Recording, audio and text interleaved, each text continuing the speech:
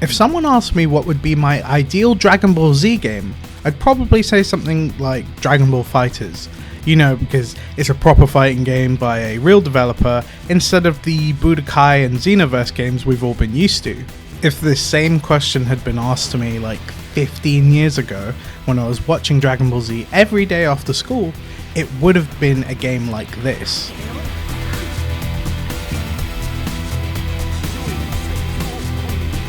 Dragon Ball Z Kakarot is an action RPG based on Goku's life after the events of Dragon Ball.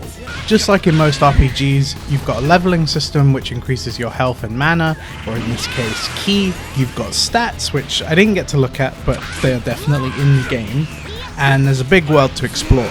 I didn't get to spend much time exploring the world and doing side quests, as we had other games to look at this event. Judging by the world map, it looks as though you are able to fish, go mining, gather fruit, take down dinosaurs, and trade goods with NPCs. Unlike most Dragon Ball games which aim to hit on all of the key points in each of the sagas, like fighting Frieza, Cell and Majin Buu, Dragon Ball Z Kakarot looks to go through that while covering a lot of the filler parts of the anime that haven't been covered in the games before. One of the side quests available in the E3 build involved a minor character named Nam, who only featured in Dragon Ball.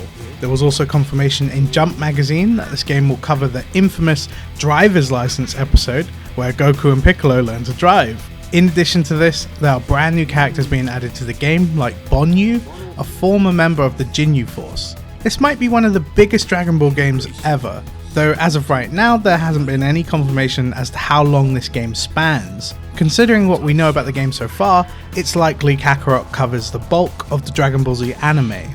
I'm sure there's probably some Dragon Ball Z scientists out there who will be able to fill in the timeline, judging by what we know about the game so far. If you fight Raditz at the beginning of the game when you're level 4, and you fight Perfect Cell at level 55, then the chances are roughly that around level 30, that's when you'll be fighting Frieza, and probably close to level 99 is when you're fighting Kid Buu at the end of the game. As a Dragon Ball Z fan, I've always hated the 3D behind the back perspective of the Budokai Tenkaichi and Xenoverse games. These games always felt like casual, mindless button bashers to me. Don't get me wrong, these games can be sort of fun, but only if you take them for what they are, which is bad games. Most of my time playing Dragon Ball Z Kakarot was spent fighting against Raditz and Perfect Cell, and this really helped to sell the game to me as I enjoyed the combat far more than I expected.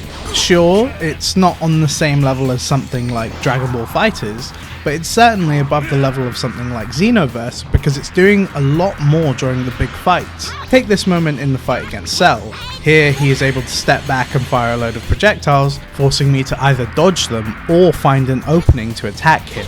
It's small moments like this that do a great job in making the game feel more like a playable version of the anime. Dragon Ball Z Kakarot is made by CyberConnect 2, the same developers who made the Naruto Ultimate Ninja Storm series. This explains why the combat is so much better than the other 3D Dragon Ball Z games, which focus mainly on the spectacle of the battle rather than having actually fun combat. I never thought we'd get a Dragon Ball game like this, especially not after the success of the Xenoverse series, which has sold over 10 million copies in less than 5 years, which is a lot, that's a lot.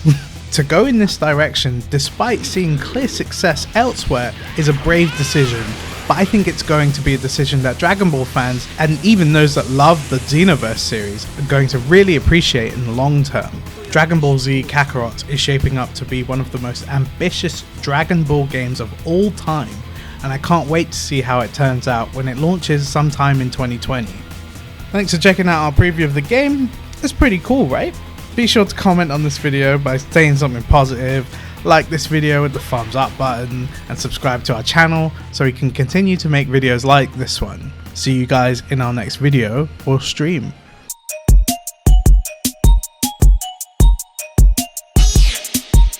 Play all.